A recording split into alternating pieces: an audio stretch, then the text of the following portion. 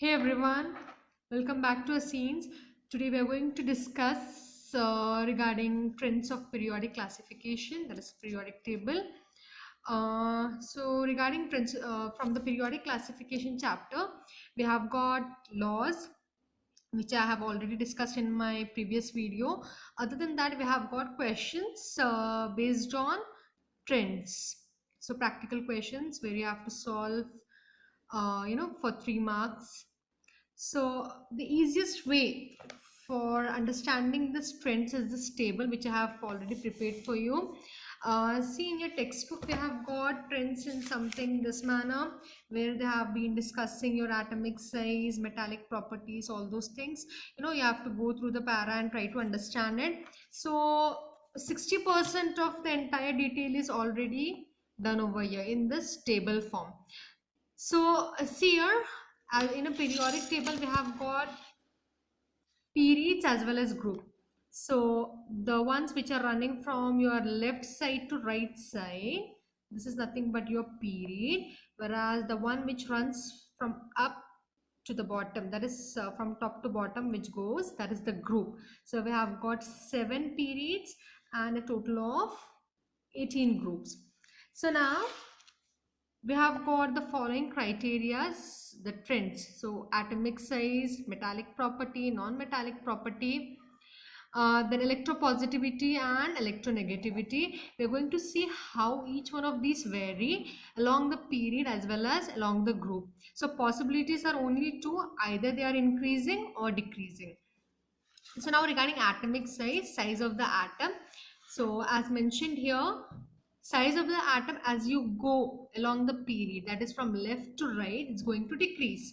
That means if you're selecting any one period, like for example, if I select fourth period, so if I just have a look of the size of, the atoms of each of this element, I'll be observing that the size is going to go on decreasing. As I move from left to right, it will go on, the size will start to diminish. Whereas along the group, atomic size is going to increase. That means if at all you are going down the group, like this in this manner, if you are just running down, then you will observe that the size of the atom will go on increasing. Hydrogen, compared to hydrogen, lithium will be larger. Similarly, compared to lithium, sodium will have a larger atom. Same goes, simultaneously as you're going down, the same thing will be happening for each and every group. That's about atomic size. Next is metallic property. Metallic property is nothing but the metallic nature. We have got metals, non-metals, we have got metalloids. So this is a periodic table.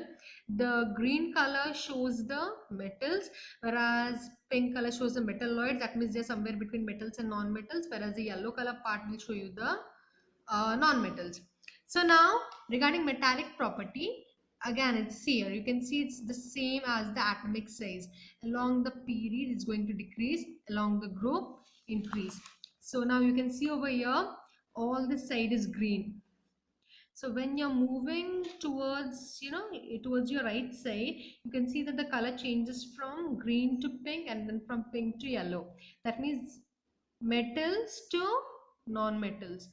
These are metals, and as you start moving towards your right side, you will find non-metals. That means the metallic property is decreasing. Whereas if you go down the group, the metallic property will go on increasing. So to see that, to prove that, see, as you can see over here, from the upper periods, at the upper periods, you have got more of yellow parts.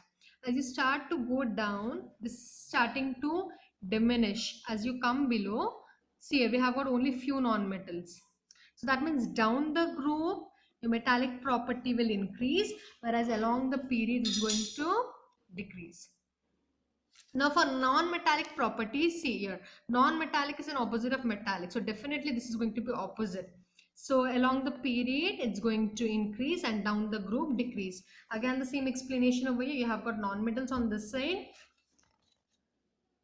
So here metals, right? So along, you are talking about non-metals now. So as you are moving towards the left side, towards your right side from the left one, you're going to get non-metals. That is the reason why the non-metallic property will go on increasing.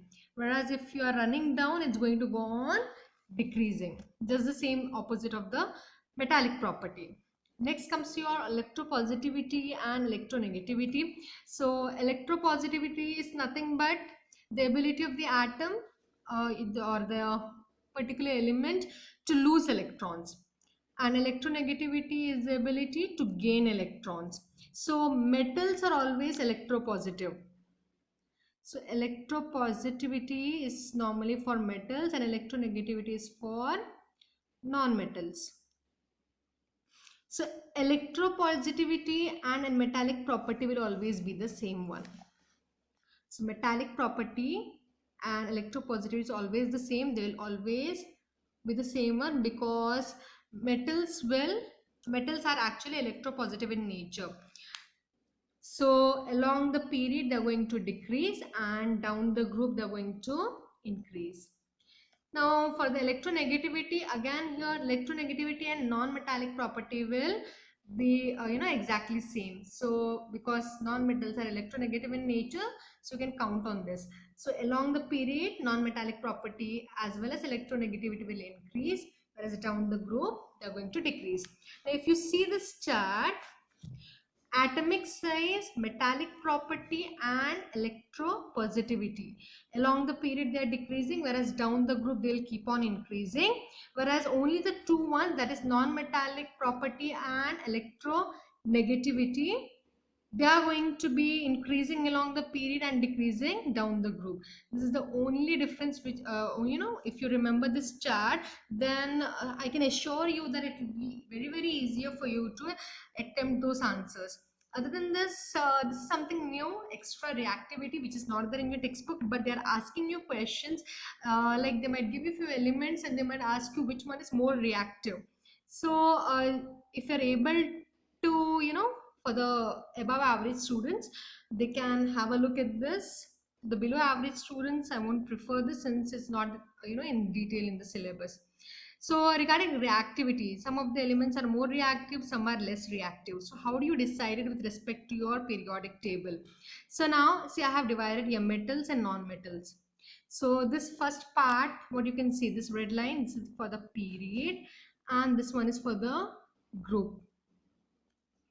So reactivity for the metals, that means if you are seeing the green part, only for the green part, so that is the metal part, along the period they are going to decrease and down the group they are going to increase. So if you are moving in this manner, then they are going to decrease. So if I have to see sodium and magnesium, compared to this, sodium is more reactive than magnesium. That means as you are going this way, they are going to go on, the reactivity is going to go on decreasing, whereas down the group they'll increase. So if you see, like for example, if I select this group, then sodium is more reactive than lithium, potassium is more reactive than sodium. They're increasing. As you're going down, they're increasing. And the opposite goes for non-metals. Along the period they increase and down the group they decrease. So my non-metals are only this part, this yellow part. So in this yellow part, what is given is along the period they're going to increase. So if you're moving from, for any one period, if you're selecting and if you're moving from left to right, you'll observe that their reactivity is increasing, whereas if you move down the group, their reactivity is decreasing. Like for example, if I see here, chlorine is more reactive than bromine, so these are more reactive than the lower ones. So this is not there in, as said before, this is not present in your textbook reactivity, but they have asked questions regarding this. Now like solving for the part, any question. See, we have got few questions over here. I'll just select a question which was recently asked in preparatory examination, that is February 2020, 21st question. It was based on the sprints. Okay, so according to this question, electronic configuration of 4 elements are given to you in the table. A table is given. Arrange these elements in the increasing order of the electronegativity. So that is what they are going to ask question. One is of this type, another one I'll be showing in the after this. So here they might pick any particular trend and they might ask you to arrange a given number of elements in increasing or decreasing orders. Like in this case here, this is a table given to you. They have given you electronic configuration that is based on shells. Sodium, they have given sulfur, aluminium, and potassium. So here what I have done is, I have determined their periods and groups. So for this, how to find this period and group, I have already uploaded a video. I'll be giving a link of it in the description box in case if you have not checked it out. So if you have, then you might be knowing how to find this. So I won't be dealing with this in this video. So what I'm going to do is I'm going to find the period and group for sodium, sulfur, aluminium, and potassium. So I have done it over here. So if you see this, I have already found out with the help of electronic configuration. Now what I'm going to do is I'm going to arrange them in such a way that they are in the periodic table. How they are supposed to be, I'm going to arrange it because I have got all the information regarding the periods and group. So I know I have got 7 periods. So 1, 2, 3, 4, 5, 6, 7, it will go on. And I have got 18 groups. I don't need 18.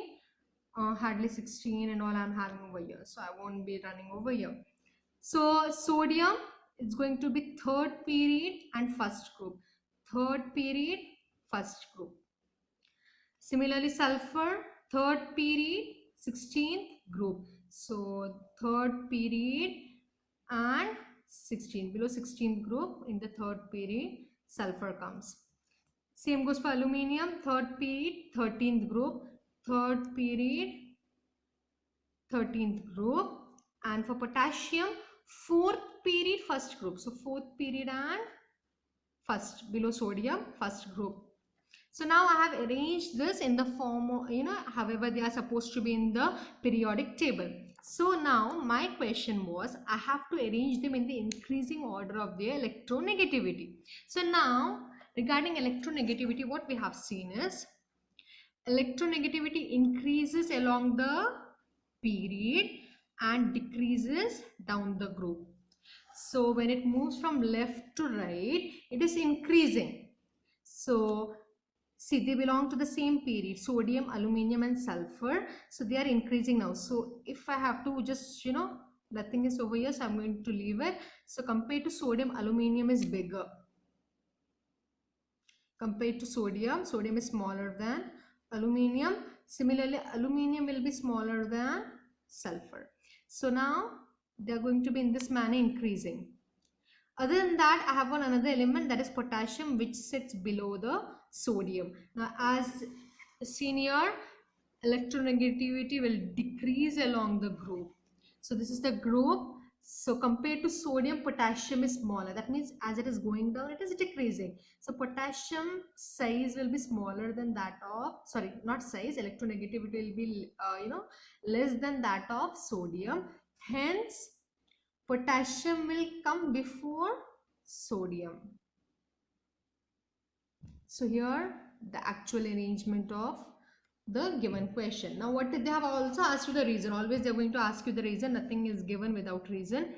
So what will be your reason? Reason will be nothing but according to electronegativity. So I've already, the answer key is already uploaded. You can check it there. So according to the electronegativity, the trend of electronegativity will increase along the period and decrease along the group. That is your answer supposed to be over here. It's already uploaded in the answer key. You can check it out. Okay, so this is one question. Now another question what I'm going to select over here is it's from your textual question itself. As you can see here, your sixth one. Okay, in page number 36, you can see they have given you position of 3 elements A, B, C. They have given here this kind of question, which has already come in your March preparatory question paper as well. You can check it out. In the periodic table, they have given you. So they have given me group 16 and group 17, and they have left some gaps over here with hyphens, and they have shown the position of A, B, and C. Now related to this, they have asked me 4 questions. So first one, state whether A is a metal or a non-metal. So as you can see, I have got how many groups? We have got 18 groups. So among that, as you are going from left to right, you know that metallic property decreases. Metallic property decreases, right? So that means this is towards the end of the groups, the last groups. So the last groups are always non-metals. So A is a metal or non-metal? Definitely it is a non-metal.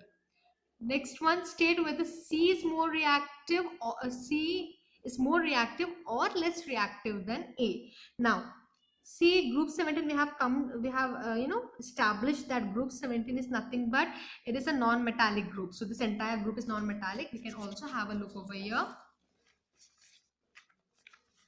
to make things easier. See a group 17. Okay, so they all are non-metals. So group 17 and group 18 is completely non-metallic group. So now my question here, what the question they have asked is, they have given me A and C both lie in the same group, and they are asking us whether C is going to be more reactive than A or less reactive than A. Now here the part which I explained you over here. Remember reactivity, this comes into existence. Since I know my group 17 is nothing but a non-metal, so I'm going to say non-metal. Along the group, non-metals decrease. So reactivity of non-metals will decrease down the group. That means C comes below A. C will be less reactive than A. It is decreasing. Reactivity is decreasing. So C is more or less. So it is less reactive than A. Next, will C be larger or smaller in size than B? Now this is the first trend. At atomic size or atomic radius or size of the element, small, big, all this are nothing but atomic size, the same trend. Okay, so along the period we know it's going to decrease, and down the group it's increasing. So now your question was, will C be larger or smaller than B? See here, I need to tell whether this one is bigger than B or smaller than B. So group 16, group 17, same period. Whatever there's, for example, if I say first, second, third, this is the fourth period. So in the fourth period, 16, under 16 group, I have got B and the neighboring one is C. So along the period, I know that atomic size decreases. Hence, C is smaller than B. You have to write it separately in sentences. I'm just marking it over here so that it becomes easier for you.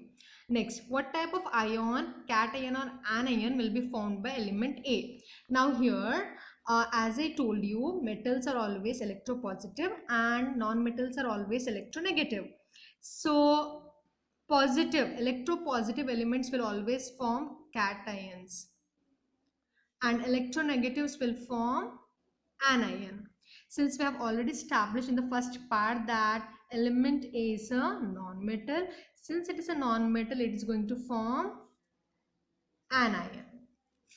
So this pretty much explains, this two types of questions which will be arising, from this chapter. I would recommend that you practice, by solving few such type of questions from different question papers, from the old question paper as well. I believe it's going to be damn easier. This 3 marks can be easily scored from this chapter. It's nothing big deal. I hope you have understood the concept. And if you have found my video helpful, do like, share and subscribe to your fellow mates as well, so that they too can find useful. Till then, bye.